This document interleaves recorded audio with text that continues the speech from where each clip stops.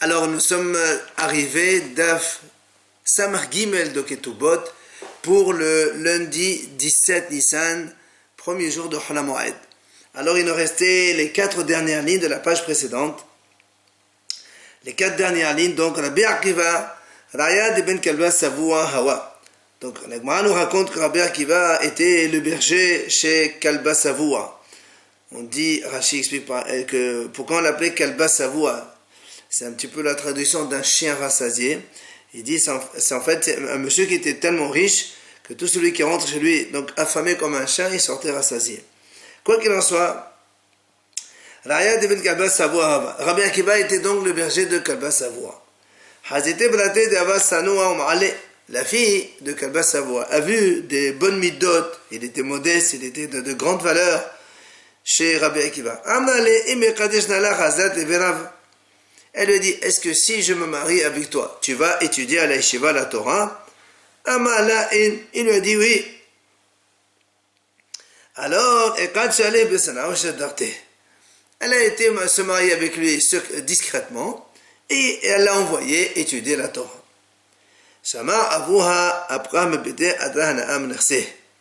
Quand son père il a entendu ça, il était en colère, il l'a renvoyé de la maison.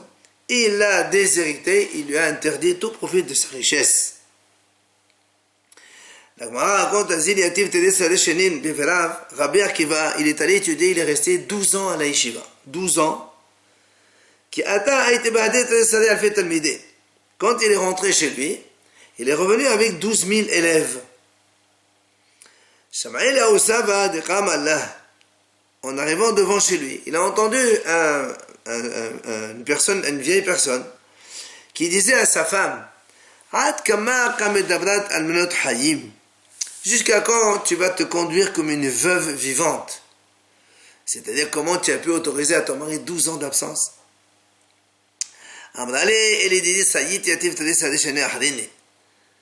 Elle lui répond que si mon mari il veut m'écouter, il continuera à étudier encore 12 ans. Amar, Rabbi Akiva, il a entendu cette réponse de sa femme. Il a dit, ah, donc dans ces cas-là, j'ai l'autorisation de ma femme. Il est retourné sans aller voir sa femme, aller étudier 12 ans supplémentaires. En total, ça fait nous 24 ans. Quand il est revenu avec 24 000 élèves. Sa femme elle a entendu qu'il est revenu, elle est sortie à sa rencontre. Ses voisines elles lui ont dit, va te emprunter des habits convenables, comme ça tu sors pour aller rencontrer ton mari. Elle leur a dit, le tzaddik qui connaît l'âme de son animal. C'est-à-dire, en quelque sorte, mon mari sait très bien ce que je suis, comme je suis. Quand elle est arrivée devant lui, elle est tombée à ses pieds et elle l'embrassait. Les serviteurs de Rabbi Akiva, ils voulaient la repousser.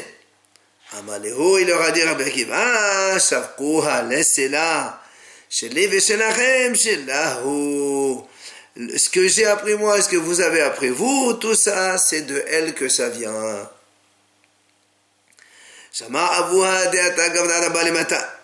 Le père de cette fille, Kalba Savua, il a entendu qu'il y avait un grand sage, il est arrivé dans la ville. Je vais aller le voir. Peut-être qu'il pourra m'annuler mon vœu, qu'il avait interdit donc tout profit de sa fille. Il est arrivé le voir. Il ne savait pas que c'était Rabbi Akiva. Il lui a dit, Rabbi Akiva, à son beau-père, est-ce que quand tu as fait interdire par un vœu ta fille, est-ce que tu savais que dans l'intention que son mari était un grand homme, c'est-à-dire un homme sage? Il lui a dit, il dit, même s'il savait ne serait-ce qu'un père ekihad ou une halakha had, je ne l'aurais pas interdite. Il lui a dit, c'est moi. Il dit, la Gemara raconte comment Rav Kalba Savour, lui aussi, il est tombé à ses pieds et il lui a embrassé les pieds. Et il lui a donné la moitié de sa fortune. La Gemara raconte que Brati de Rabbi Akiva d'aller Ben Azai Hachi. On dit que la fille de Rabbi Akiva, elle a fait la même chose à Ben Azai, son mari, c'est-à-dire elle lui a laissé donc longtemps aller étudier pour qu'il devienne un grand haram.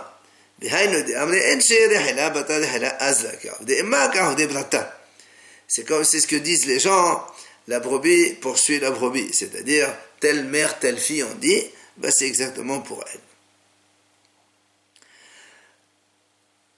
Rabbi Yosef, Balé de là-bas, la Gemara raconte une autre histoire. Rabbi Yosef, Balé de là-bas, c'est-à-dire le commet de Rabbi Yosef.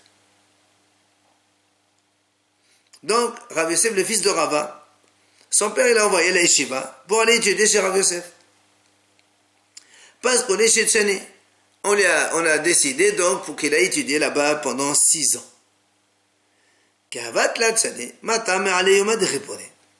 Après 3 ans, il est retourné. Il a envie de retrouver sa famille. Il est retourné la veille de Kippour. Il a dit, je vais aller visiter ma famille. Sa femme, ses enfants, etc. Son père, il a entendu que son fils est rentré.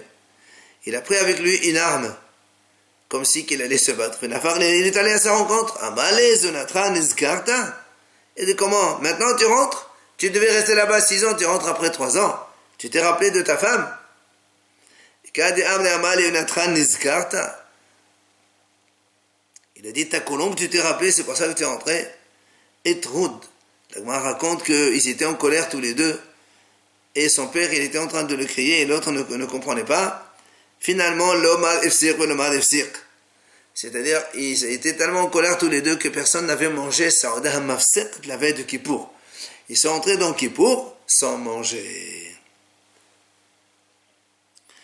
Maintenant, on va voir une nouvelle Mishnah. Matnitin, Hamoredet al Ba'la. Si une femme se révolte contre son mari, on va voir dans la Gemara de quoi il s'agit, de quelle révolte, à quel domaine. Alors, si elle se révolte contre son mari, eh bien, on lui diminue de sa ketouba 7 dinars par semaine. Chaque semaine, si elle continue dans sa rébellion, on lui enlève 7 dinars de sa ketouba. Rabbi Yehuda omer shiv'at tadpiqin. Rabbi Yehuda dit 7 tadpiqin, c'est une autre monnaie. Alors le Gemara dit ad matay, jusqu'à combien? Tanakama dit ad keneret ketubata, c'est-à-dire quand on arrive à la somme qui a été écrite dans la ketouba, après c'est terminé, il lui donne un guet, il la renvoie sans rien. Rabbi Yosef omer le'olamu pohet ve'olech ad shem tupoleh yedoshama makom het govehe menna. Rabbi Yosef lui dit non, il peut même continuer à donc déduire 7 dinars chaque Shabbat. Et même si ça dépasse sa ketouba, si elle a des biens qu'elle recevra en héritage, il va prendre de ces biens-là. Alors la Mishnah dit maintenant, la même chose quand un homme il se révolte contre sa femme. On verra là aussi de quoi il s'agit.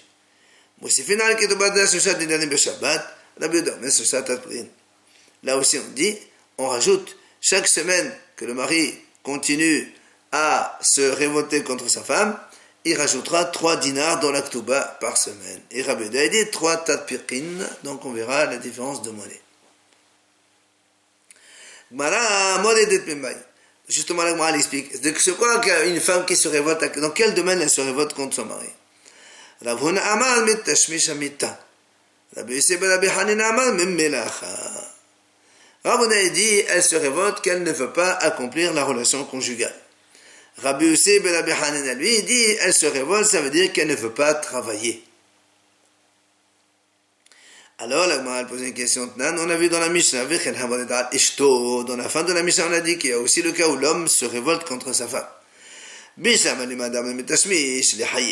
C'est lui, Ravona, qui a dit que révolter, ça veut dire ne pas vouloir accomplir la relation conjugale. Je comprends que l'homme aussi, il peut donc ne pas vouloir faire cela, et donc il sera sanctionné lui aussi.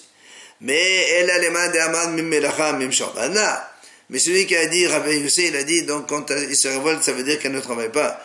Est-ce qu'un homme, il est obligé de travailler pour sa femme? L'Agma a dit, oui, Omer, Enezan ve'ene mefarnes. Le monsieur, il est donc il est obligé de subvenir aux besoins de sa femme. Et s'il lui dit, je ne te donne rien du tout, je ne vais pas te nourrir, et bien dans ces cas-là, on le punit chaque semaine 3 dinars ou 3 tarpekin selon Rabbi Yehuda.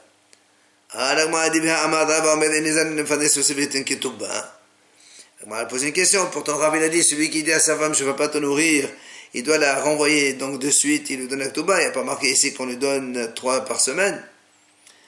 Alors, ils vont dire, mais quand même, il faut l'avertir avant de le sanctionner. Il faut donc, le temps qu'on l'avertit, eh bien, les quelques semaines qu'on prend pour l'avertir, on rajoute donc 3 dinars par semaine. Mais TV l'agma object. C'est marqué dans l'agma, on dit comme ça, ahati arusa unsoa, que cette femme elle soit fiancée ou mariée. Wa filu nida, même si elle est nida. Wa filu hola, ou même si elle est malade. Wa filu shomeret yavam, et même si elle est shomeret yavam, c'est-à-dire elle est en attente de hiboum. Dans ce cas-là, toutes ces femmes-là, elles sont concernées par le statut de révolte. Alors, l'Agma pose la question. Celui qui a dit, donc Ravona qui a dit que quand on parle de rébellion, c'est donc le refus d'avoir des relations conjugales. Je comprends que la malade, elle ne peut pas. D'accord? Elle a les mains des amas, melacha, hola, bat melacha. Elle m'a dit, mais celui qui a dit de travail, comment une femme malade, elle peut travailler? Alors comment tu la mets dans ce groupe de femmes qui sont concernées? C'est pas possible que la melacha, elle fasse partie. Et donc il y a une question qu'on a aussi. Et là, l'agma répond, metashmish, kule alma la pli moredet. En vérité, quand il s'agit de refus d'avoir des relations conjugales, tout le monde est d'accord qu'elle s'appelle moredet, donc une rebelle. Par contre, qui plirait melacha, la mahlok notre Ravuna et Rabbi Yossé, c'est dans le travail. Selon Ravuna, si elle refuse de travailler, elle ne s'appelle pas rebelle, et donc il ne peut pas déduire de cette bas pour la renvoyer par la suite. Rabbi Yossé dit, non, même donc le travail, elle peut être considérée comme rebelle, et elle peut donc être renvoyée après avoir déduit sa touba. Goufa hamodedet al-bala. Donc, on revient sur ce sujet. On a dit donc dans la Mishnah, si une femme se rebelle contre son mari, donc on a vu dans la Mishnah, donc une femme qui se rebelle contre son mari, eh bien, on lui diminue 7 dinars par semaine. Et Rabbi Yehuda dit 7 tarpechin, donc c'est une autre monnaie. Alors, en fait, nos maîtres, ils sont revenus sur cette Mishnah et ils ont décidé autre chose. Quoi? Ils ont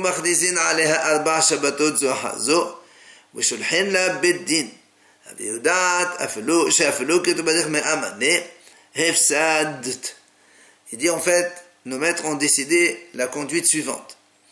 On va déclarer sur cette femme-là pendant 4 Shabbats. Et donc 4 Shabbats successifs.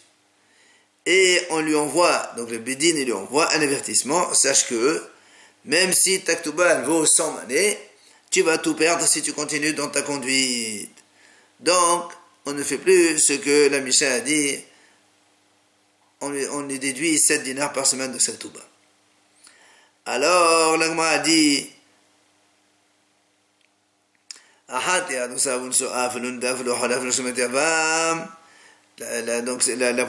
Breta, elle dit, en fait, quand on a donné cette nouvelle conduite de nos Hachamim, eh bien, que ce soit pour une fiancée, que ce soit pour une mariée, afilo même une femme nida, afilo hola même une femme malade, ou afilo shomat yavam, mais même si elle est en attente de hiboum. Tout cela, on fait la même conduite. Alors, Amal et Rabbi Haya, Bad Yosef Lishmoel, Nida Bat Tashmish Hi, Alors après, lui dit à Shmuel, comment tu dis qu'une femme nida aussi, elle est concernée dans ce domaine, mais il ne peut pas avoir une relation avec sa femme nida? Alors il lui répond, Amale eno dome meshish lopat besalo, le meshen lopat besalo. Il lui dit, il y a une différence entre celui qui a du pain dans son panier et celui qui ne l'a pas. C'est-à-dire que quand quelqu'un, il a sa femme, même si elle est nida, mais qu'il sait que plus tard il va pouvoir avoir la relation avec elle, c'est pas pareil que quand la femme, elle se rebelle et elle ne veut pas avoir de relation. Amar Rami bar Hama. Il vient Rami bar Hama, il dit, c'est ce que nos maîtres ont décidé. En machrizin aleha ella bevatech nesiot vavatem midrashot. On ne peut déclarer sur elle que dans les synagogues et bet midrash. Parce que Rachid a dit, comme donc le Shabbat, les gens se trouvent nombreux dans la synagogue, donc on fait l'avertissement devant tout le monde. Amad alaba, daïqa nami de katane alba Shabbatot, zohazo shmamina. La preuve, c'est comme on a dit, que 4 Shabbat, c'est là où il y a le plus de monde, c'est pour ça qu'on le fait dans les synagogues et bet midrash. Amar Rami bar Hama, il continue, Rami bar Hama, il nous explique, il nous enseigne, פעמיים שולחין לה מבית הדין, אחת קודם הכרזה ואחת לאחר הכרזה. Et de plus, à chaque Shabbat, quand on va donc déclarer la synagogue, le tribunal il lui envoie un avertissement avant la déclaration dans la synagogue et une autre fois après. Donc au total, 8 fois le Bédine va l'avertir avant et après donc avoir proclamé donc cela à la synagogue. Darash Rav Nachman bar Rav Hasda, l'akha ki rabotenu. Vient Rav Nachman bar Hasda, il dit là, l'akha est comme nos maîtres, c'est-à-dire, on n'applique pas ce qu'a dit dans la Mishnah, qu'on déduit chaque semaine 7 dinars, mais on fait ce que les Haramim ont dit. Pendant 4 Shabbats, on déclare dans les synagogues pour cette dame-là. Amadaba haïboudcha. Et Rabba il dit non, ça c'est une erreur de Rav Nachman. Amalé Rav Nachman badesar haïboudchate. Pourquoi tu dis que c'est une erreur? Alors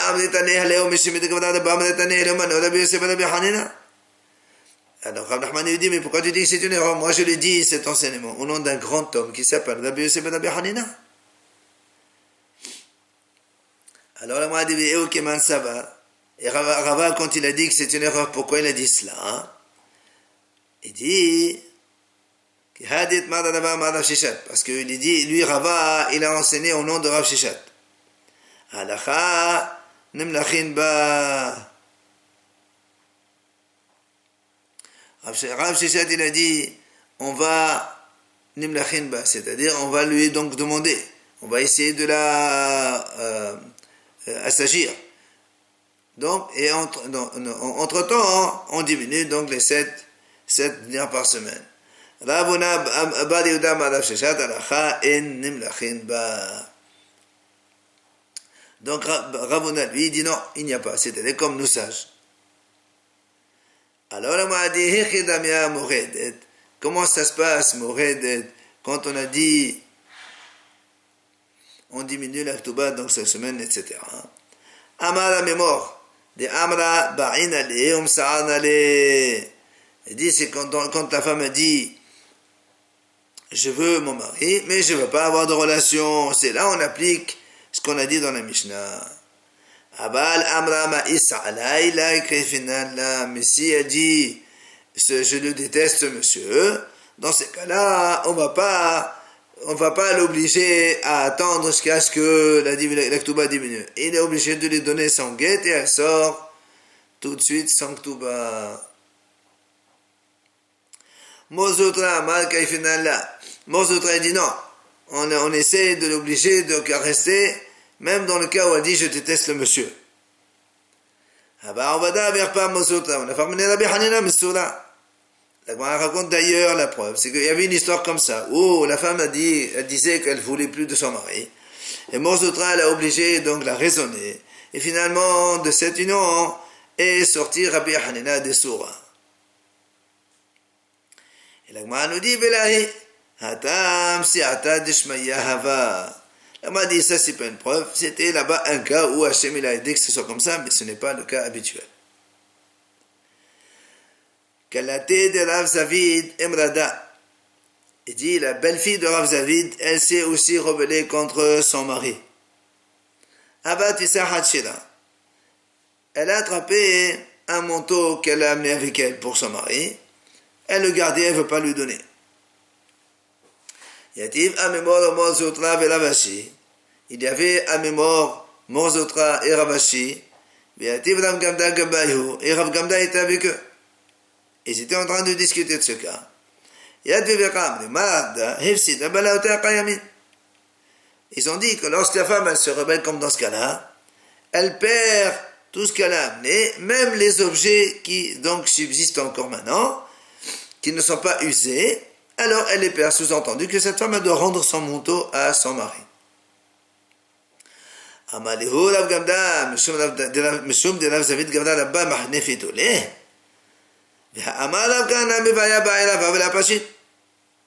Alors Rav Gamda, il dit aux autres hachamim, parce que Rav Zavid c'est un grand haram, alors vous êtes en train de faire hanifut, c'est-à-dire vous le soudoyez en donnant une halakha qui est un peu tordue. Voilà, Rav Gamda, il a dit qu'en fait, cette histoire-là, est-ce qu'on donne à la femme ses objets ou est-ce qu'elle doit les donner, elle les laisse à son mari ou non? C'est une question que Rav s'est posée, on n'a pas eu de réponse. Alors comment vous dites à cette femme-là qu'elle doit rendre le manteau à son mari? Et il y a une autre version qui dit le contraire. Ils étaient en train de dire, si une femme se rebelle, elle ne perd pas les objets qui sont encore existants, donc qu'elle a amené avec elle, elle peut les prendre. Donc le contraire de ce qu'on a dit tout à l'heure. Amalé ou Rav Gamda, là encore. Rav Gamda, ils ont dit, Mishum de Rav Zavid, Gamda la Bahou, Afrit, les Dina, parce que Rav Zavid, c'est un grand haram, alors vous faites tout, pardon, contre lui.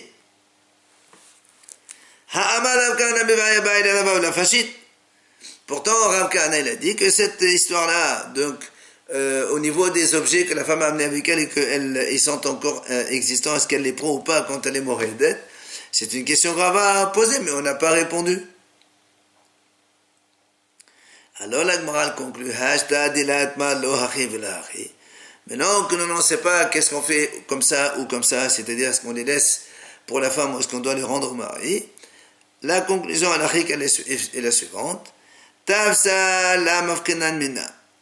Lo tavsa la yavinan. Umashenan la tnesa hishata gita. La Gemara dit comme ça. Si la femme elle a attrapé, on ne peut plus lui faire sortir. Si elle n'a pas attrapé, c'est-à-dire elle n'a pas attrapé ses vêtements, ces objets-là, dans ces cas-là, on ne va pas les lui donner. Et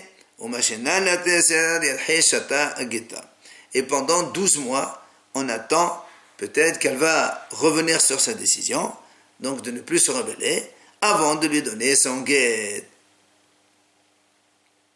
Et la Gemara finit,